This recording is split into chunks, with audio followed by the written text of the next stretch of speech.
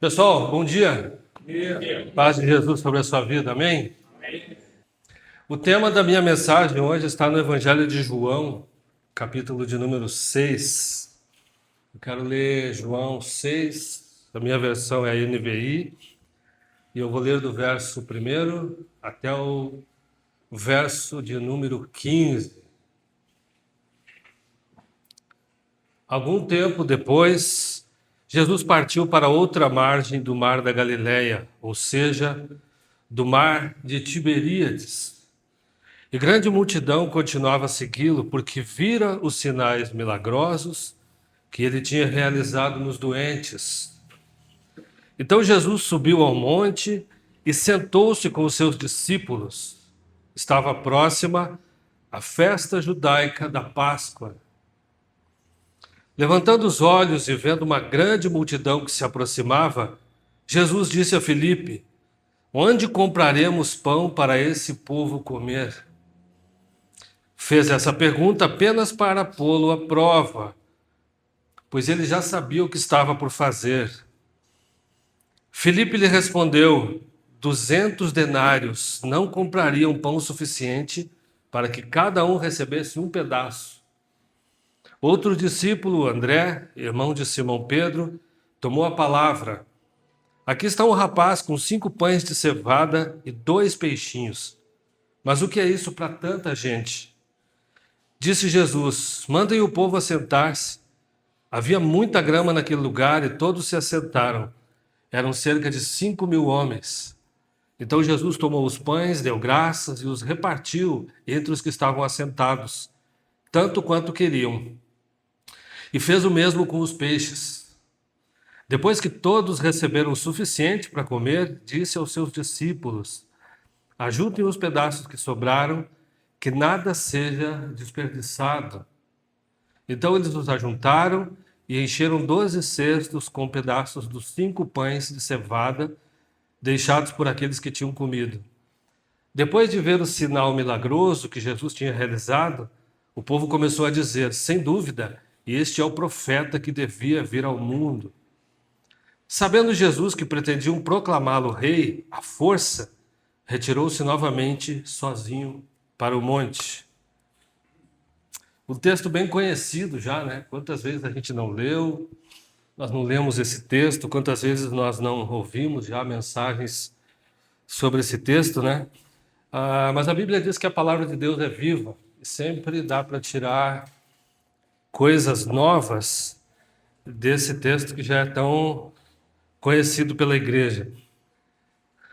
O texto aqui diz, queridos, que a Páscoa estava próxima e provavelmente já tinha muita gente de fora da cidade, de outros lugares em Jerusalém, para o momento da festa de Páscoa. E Jesus tinha atravessado o mar da Galileia e tinha ido para um monte para ficar a sós um pouco, buscando um momento de recolhimento. Um pouco antes, essa passagem está também no Evangelho de Mateus e está no Evangelho de Lucas.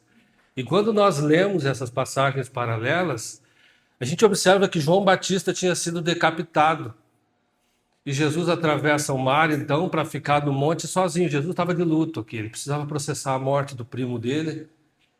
E ele quis ficar sozinho um tempo, ele se afastou, atravessou o mar e se afastou, mas ele estava precisando ficar sozinho um pouco, processar aquilo tudo que tinha acontecido com João Batista. Mas sabe aqueles momentos que nem chorar em paz você consegue?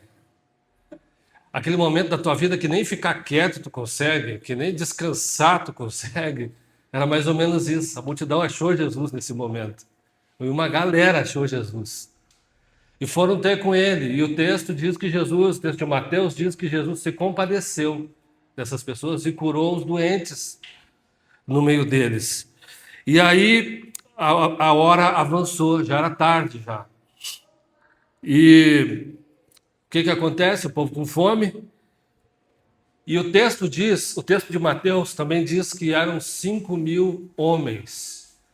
O total aqui não eram 5.000 pessoas, eram 5.000 homens. Os estudiosos acreditam que temos aqui entre 15 a 20 mil pessoas, contando mulheres e crianças. Então é muita gente. E o povo com fome. E aí nós temos um problema para resolver aqui, né? Jesus olha para a multidão e pergunta para Filipe o que é. Onde é que a gente vai comprar pão para esse povo todo comer? Onde nós vamos comprar pão para esse povo comer? E Filipe pega a calculadora dele, e Filipe, com a mente natural dele, a mente humana, a mente natural dele, ele diz para Jesus: esquece. Nem que a gente tivesse 200 denários, quase um ano de trabalho de um trabalhador comum, a gente conseguiria comprar pão para um pedacinho para cada um. Nem que a gente tivesse todo esse dinheiro. Não daria certo para alimentar essa multidão. Então o problema é grande aqui, né? A conta não fecha. Nós temos vários problemas aqui, na verdade, né? Primeiro, eles não tinham dinheiro, nem que a gente tivesse dinheiro suficiente. Outra coisa, onde eles vão comprar pão para 20 mil pessoas? Comida para 20 mil pessoas? Já era tarde, os restaurantes estavam tudo fechados já, né? Já era hora avançada. O mercado já tinha fechado. Se tivesse aberto, eles não tinham dinheiro e não ia ter pão para tanta gente, né? Não ia ter comida para tanta gente. E, enfim, e qual que é a solução que os discípulos arranjam para Jesus, conforme Mateus e Lucas? Manda a galera embora, né? Manda o povo embora, que se vire, ema, cada um com seus problemas, né? Então, assim, a solução dos discípulos é: manda embora, vão fazer o quê, né? Mas claro que não, né? E isso acontece muitas vezes com a gente. Nós colocamos os olhos nessas limitações que a vida traz para a gente. Muitas vezes. A gente vai pegar a calculadora e não vai contar com algo sobrenatural. A gente não conta muitas vezes com algo fora do comum para resolver alguma questão da nossa vida, né? Nós pegamos a calculadora e não tem jeito. Não tem como, né? E aí a gente olha para as possibilidades humanas, a gente olha para os recursos que a gente tem, a gente olha para o tempo, a gente olha para tantas coisas. E a gente diz o quê? Não tem como resolver isso. Não tem mais tempo, já era. Então manda embora. Manda esse povo embora, porque eles que se virem, né? Agora, me chamou a atenção enquanto eu fazia o meu devocional nesse texto, por isso que eu resolvi pregar nesse texto, e aqui é o tema da minha mensagem. Quando a passagem diz: Jesus perguntou para prová-lo, Jesus já sabia o que estava por fazer. O texto diz que Jesus sabia o que estava por fazer. Esse é o tema da minha mensagem. Jesus sabia o que estava por fazer. E esse é um segredo, né, que esse texto nos mostra, que Jesus não estava pedindo conselho para Filipe. Ele sabia o que ele estava por fazer. O texto diz que ele estava provando Filipe. Eu não estava pedindo um conselho, porque algumas traduções dizem que ele já tinha em mente o que ia fazer. Jesus, gente, já sabia o que fazer antes da crise chegar. Antes da crise se instalar, se manifestar, Jesus sabia dessa crise, e o texto diz que ele sabia o que estava por fazer. Deus permite muitas vezes que nós cheguemos, que a gente venha a chegar aos nossos limites, para a gente tomar também consciência das impossibilidades, das nossas fraquezas, das nossas limitações. Mas eu creio que na minha vida e na sua vida, a crise nunca vai nos apanhar de surpresa, ou melhor, não vai apanhar Cristo de surpresa, nunca. Mesmo na minha vida e na sua vida, as crises, elas não são uma surpresa para Jesus. Ele já estava vendo aquilo e ele já sabe o que fazer. Ele já sabia o que fazer antes mesmo da crise se instalar na sua vida, de uma situação chegar na sua vida. Ele já sabia o que fazer. Então a gente precisa parar um pouco de confiar na nossa gestão. Eu tenho dito aqui com frequência que nós não estamos no controle de nada, gente. Nós não temos o controle de nada. Quem tem o controle é Ele. Por isso a nossa vida precisa estar muito entregue às suas mãos. E aí, a nossa vida, muitas vezes, a gente transita por lugares que são lugares desertos, como Jesus precisou ir. A nossa vida, muitas vezes, vai nos empurrar para lugares desertos. Desertos, a gente vai passar por momentos de cansaço, momentos de luto, de pressão. Mas a gente precisa compreender sempre esse ato da soberania de Deus sobre a nossa vida. A partir do momento que você entregou a tua vida a Cristo, que Ele passou a ser o teu Senhor, que você foi selado pelo Espírito Santo, a gente precisa ter muito clara essa consciência. Tudo que é problema meu é problema dele também. E nenhuma questão que surge sobre a nossa vida vai ser uma surpresa para ele. Ele já viu aquilo e já tem a solução antes de aquilo chegar na sua vida. Ele sabia o que estava por fazer. E o nome dele foi glorificado no meio de tudo isso. Jesus, por causa desse texto, é chamado de o segundo Moisés. Porque assim como Moisés ele alimentou uma multidão, também no deserto, com o maná, Cristo está dando sinais aqui, ele está sendo glorificado, ele está revelando aqui que ele é o Messias e também que ele é maior que Moisés. Moisés é uma figura que aponta para Jesus Cristo, é um tipo de Cristo na Bíblia. E aqui Jesus está revelando, na verdade, quem ele é. E muitas vezes a gente caminha com Jesus sem ter a revelação de quem ele é. Nós caminhamos com Jesus sabendo coisas sobre ele, tendo informações sobre ele. Mas poucos de nós caminham com Jesus, muitas vezes, sem ter tido a experiência de saber quem ele é de fato. Qual é a sua natureza, a maneira como ele se move, sem ter essa consciência da soberania dele na nossa vida. Eu vou me expor aqui e contar um fato curioso, tá? Eu já contei aqui, me perdoe aqueles que já ouviram. Um dia eu estava aqui orando, a Érica estava trabalhando o dia inteiro, e eu naquela preguiça de homem falei, Senhor, eu não quero fazer comida de meio-dia em casa. E eu não queria gastar também no cartão de crédito, e eu estava sem dinheiro aquele dia. E eu falei, Senhor, manda um dinheiro para eu pegar o Levi e a Ruth e ir para um restaurante. Eu orei isso. Senhor, eu quero ir para um restaurante, eu estou com o dia cheio. Eu orei aqui. Tá bom. Aí passou meia hora, eu olhei no banco. Tinha entrado uma restituição de imposto de renda, mais um valor bem específico. Aquele valor mais R$ 109,70. Tá bom. Agradeci a Deus, peguei a Ruth na escola, peguei o Levi, fomos para um restaurante.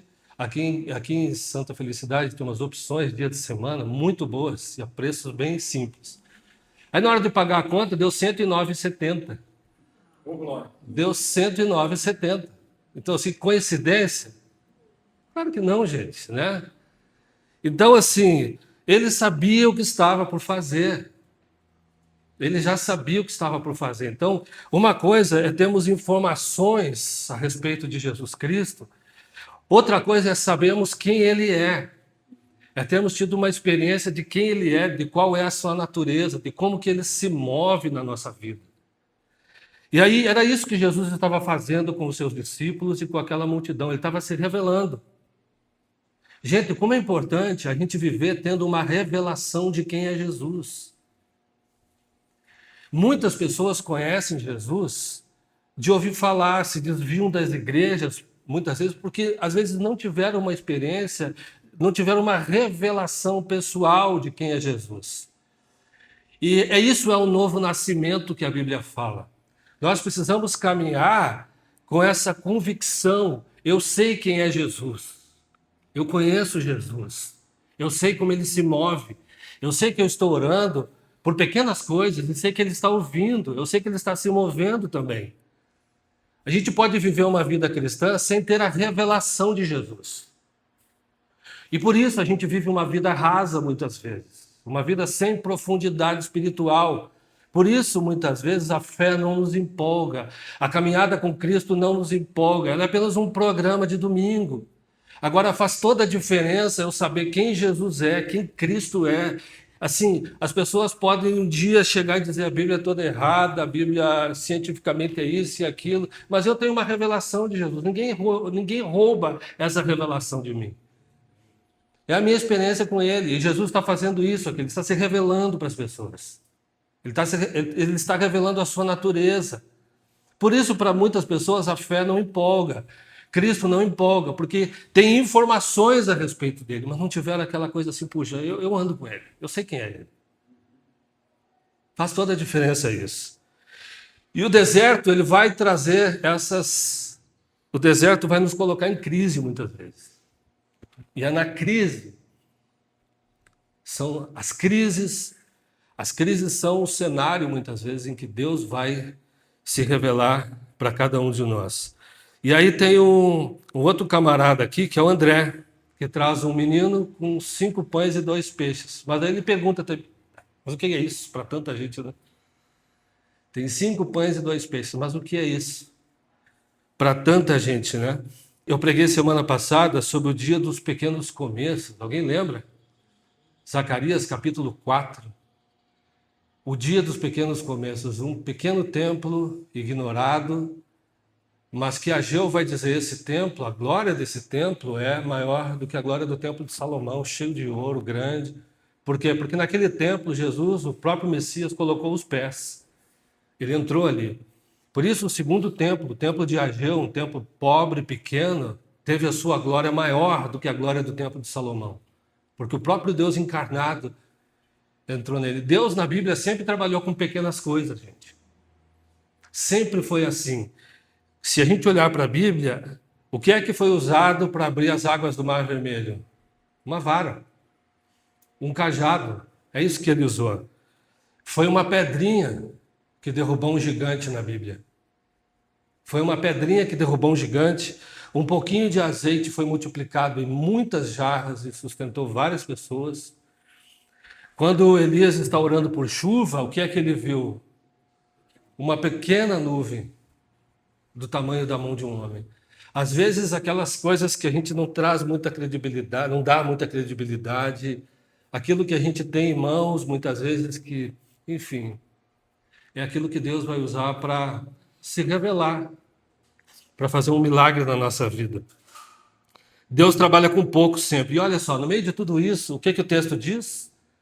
Sobraram 12 cestos cheios. No momento de escassez, num cenário de escassez, Deus produz abundância. Num cenário de escassez, de um ambiente sem recursos, de muitas limitações, ele sabia o que estava por fazer. Ele sabia o que estava por fazer. Nós, muitas vezes, vamos encontrar momentos na vida que a gente não vai saber o que fazer. Você já passou por algum momento da tua vida que você disse, eu não sei o que fazer aqui? Eu não sei o que fazer nessa situação. Já é tarde, né? Não tem mais solução, não há recursos, eu não tenho a quem recorrer agora. Muitas vezes a gente enfrenta situações como essa. O deserto, ele simboliza a solidão. E várias vezes a gente sente essa solidão, assim, aquela solidão, aquele sentimento da incompreensão, do estar só, de já é tarde, não tenho recursos e não tenho a quem recorrer, eu estou só. Sabe que, como diz o pastor Hernandes Dias Lopes, o deserto ele está na agenda de Deus para cada um de nós. O deserto não é um acidente de percurso, o deserto Deus colocou muitas vezes isso na sua agenda para cada um de nós. Ó, nesses dias aqui, ó, Samuel, eu vou deixar ele uns tempos no deserto. Tem algumas coisas que eu preciso tratar com ele. O Júnior, já passou por alguns, né, Júnior? Ele já sabia o que estava por fazer. Deus não estava perdido lá, sem solução, a gente vira, né? Ele sabia o que estava por fazer. E muitas vezes a gente vai enfrentar essas situações na vida da gente de não sabermos o que fazer e não termos a quem recorrer. Mas o livramento veio, a resposta veio, a solução veio.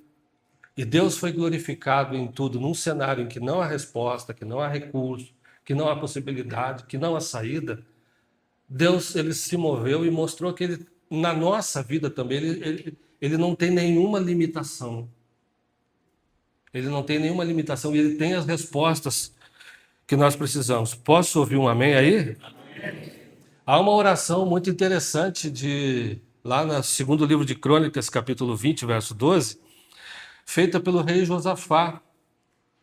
Ele está diante de um exército tão numeroso que ele ora e diz assim: os nossos olhos, nós não sabemos o que fazer, mas os nossos olhos estão postos em ti. Nós não sabemos o que fazer, mas os nossos olhos estão postos em ti. E o livramento veio, nós não sabemos o que fazer. É quando a gente admite essas limitações, né? Gente, Deus sabe o que está fazendo. Ele sabe o que está fazendo. Ele não está perdido na sua vida. Você não está só. Há questões que são aparentemente insolúveis, mas não são. Não são. E esse é o cenário em que você vai dar glória a Deus, em que você vai perceber Deus se revelando, Deus abrindo portas onde não tem portas e fazendo aquilo que é impossível aos olhos humanos. Nas minhas reflexões sobre esse texto, eu anotei muita coisa. Deus vê antes de nós. Ele antevê as crises. Ele percebe as situações antes de nós. E ele já estava lá, já estava preparado. Ele age antes de nós. Ele não chega atrasado. Deus não chega atrasado na minha vida e nem na sua vida nunca.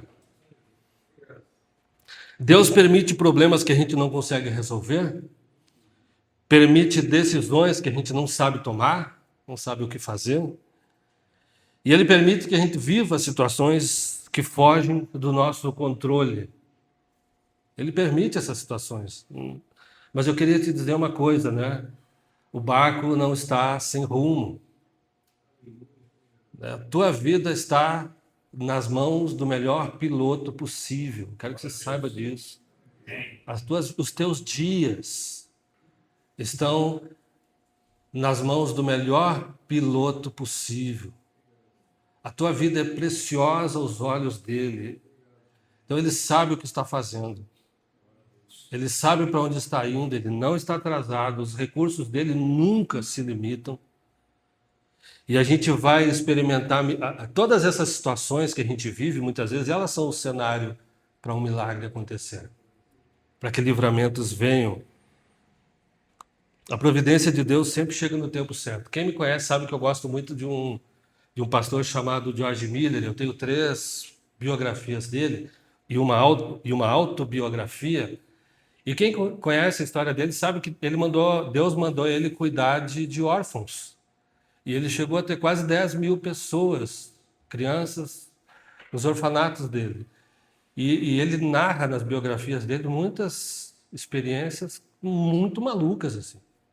De não ter o que dar para as crianças na hora do almoço, manda todo mundo sentar na mesa e agradecer e orar, e de repente tombam um caminhão de comida do outro lado da rua e entregam tudo para o orfanato. Deus sabe o momento de agir. O nosso desafio é confiar em Deus mesmo quando os nossos recursos não são suficientes, tá? Mesmo quando não há para quem recorrer, não tinha restaurante suficiente, ou bar suficiente, ou mercado suficiente para comprar pães para quase 20 mil pessoas, né? E confiar quando já é tarde também, né? A hora já está avançada, quando o problema é grande. Então a minha palavra hoje é mais nesse sentido, de que nós precisamos conhecer Jesus Cristo. Conhecer aquele a quem nós servimos, termos experiências com Ele. É isso que vai fazer diferença, gente. É isso que vai fazer diferença na nossa vida. É conhecer a Cristo e termos essa segurança de sabermos com quem nós estamos caminhando. Com certeza, eu posso te garantir, talvez algumas pessoas ali até tenham esquecido o milagre, mas os discípulos não. A experiência foi completamente nova, diferente, sobrenatural. Gente, nós não estamos seguindo um Jesus que é humano. Nós precisamos entender isso, porque às vezes parece que a gente esquece disso. Jesus não é um personagem histórico que viveu há 2000 anos atrás. Jesus é um personagem não é apenas um personagem das Escrituras que fez umas coisas muito legais. Jesus está vivo e ele se move no meio de nós, ele habita em cada um de nós pelo seu Espírito. E ele tem promessas, e ele nos selou, e ele nos guardou, e a Bíblia diz que ele está preparando um lugar para nos buscar. Então, nós não estamos seguindo um líder humano, nós não estamos seguindo uma pessoa que tem algumas, enfim, que morreu e ficou lá, como muitos outros líderes. Quando você lê, por exemplo, Apocalipse, você vê Jesus glorificado, soberano sobre nações, sobre a história. Você vê um Jesus glorificado que anjos, querubins e serafins se prostram diante dele. O Jesus histórico que nós conhecemos foi o Jesus que Paulo menciona que ele se despiu de toda a sua glória e se fez humano como nós. Mas quando nós estamos encurralados em algumas situações, a gente precisa ter esse entendimento. Ele não está encurralado. Ele sabe o que fazer. Ele já sabia, como diz o texto bíblico, o que estava por fazer.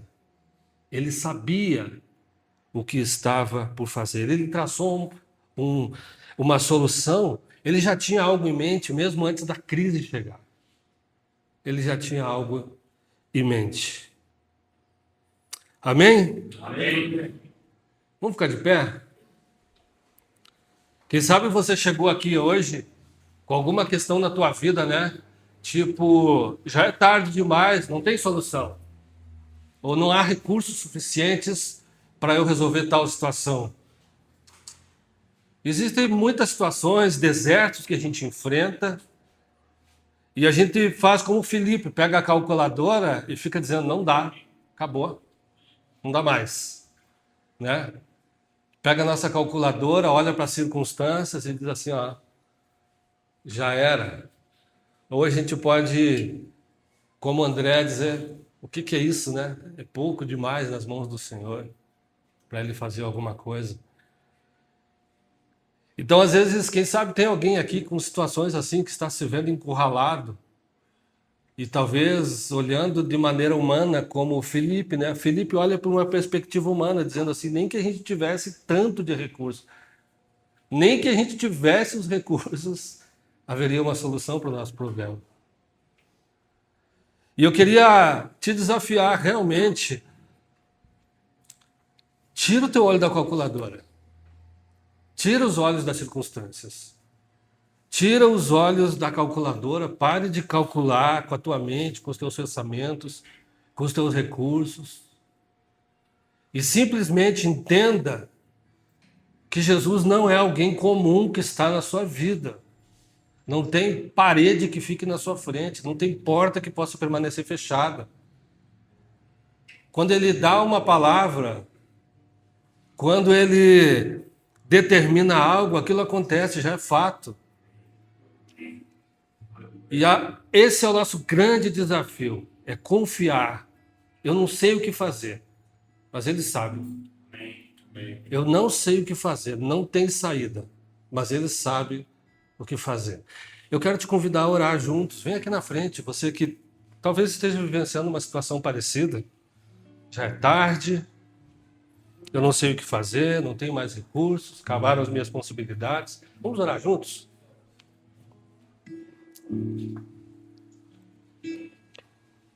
Quem sabe, eu não sei do teu coração, né? Pode ser que você esteja aflito hoje.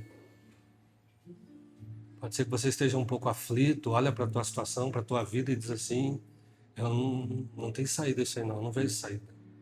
Né? Não tem saída isso. Mas tem, sempre tem, para Ele sempre tem.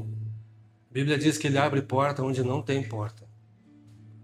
Que Ele chama a existência aquilo que não existe. Ele coloca pessoas no teu caminho, cria situações e que você vai ter essa experiência de ver Ele se revelando para você. Paizinho, nós estamos aqui diante de algumas situações, Pai. E eu não sei exatamente o que alguns desses irmãos estão vivenciando nesse momento, mas nós queremos aqui nos humilhar diante do Senhor. Senhor, nós queremos nos humilhar diante da Tua presença. Eu queria pedir que o Senhor visitasse cada uma dessas pessoas, Pai, que está aqui, que veio orar, ou que talvez não veio.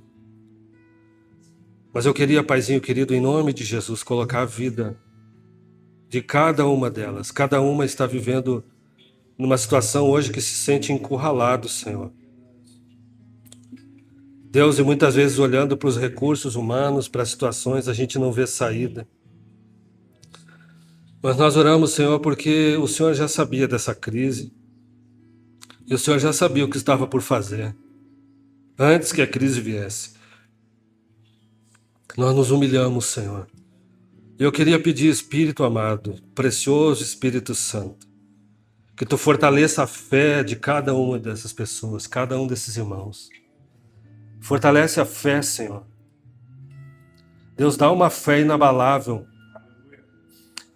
Senhor, dá a fé de Davi, que mesmo com uma pedrinha, Senhor, foi cheio de fé para aquele gigante.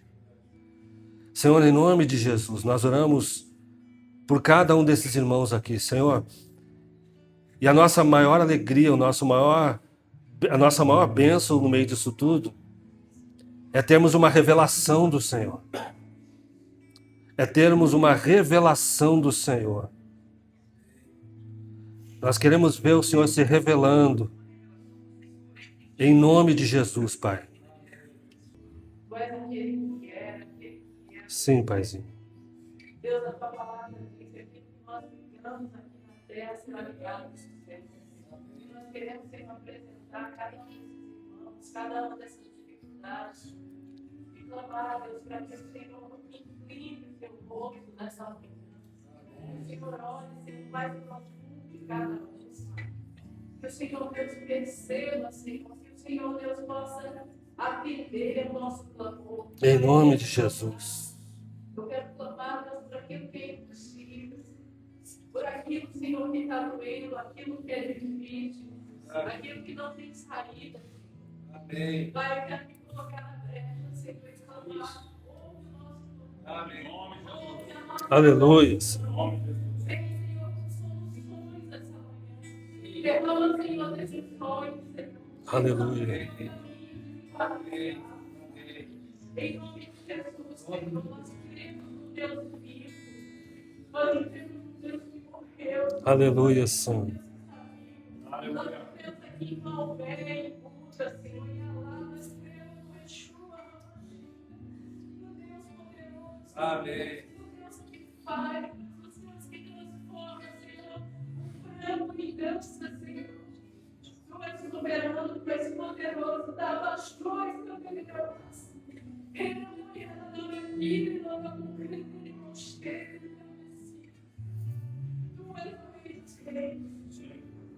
Emanuel, Tu és o Deus conosco. Tu és o nosso Deus, Pai, aquele que nós cremos, aquele que nós servimos, aquele que nós nos humilhamos, aquele que nós podemos esperar. Esperar com paciência do Senhor e nós clamando, derrama, Senhor. Abre o céu dessa manhã, Senhor, e vê uma resposta, Senhor. Aleluia, Senhor. Em nome de Jesus. Aleluia. Resposta de orações que têm sido preenchidas nas casas.